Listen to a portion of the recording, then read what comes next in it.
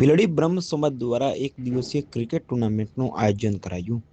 ડીસા તાલુકાના ભીલડી ખાતે બ્રહ્મ સમાજ દ્વારા એક દિવસીય ક્રિકેટ ટુર્નામેન્ટનું આયોજન કરવામાં આવ્યું હતું.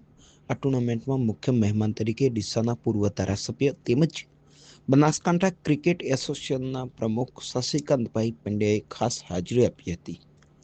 ટુર્નામેન્ટના ઉદ્ઘાટન પ્રસંગે શશિકાંતભાઈ પંડ્યાએ ખેલાડીઓને શુભેચ્છા પાઠવી હતી અને ક્રિકેટ જેવી રમતોથી યુવાઓમાં શિસ્ત, ટીમવર્ક અને ઉત્સાહ જોવા મળે છે.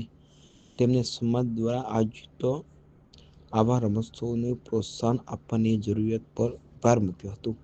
આયોજકો વિપુલભાઈ રાજગોર તથા વિષ્ણુભાઈ જોશીએ આવનાર મહેમાનનું પરશુરામ ભગવાનની છબી આપી સન્માન કરવામાં આવ્યું હતું.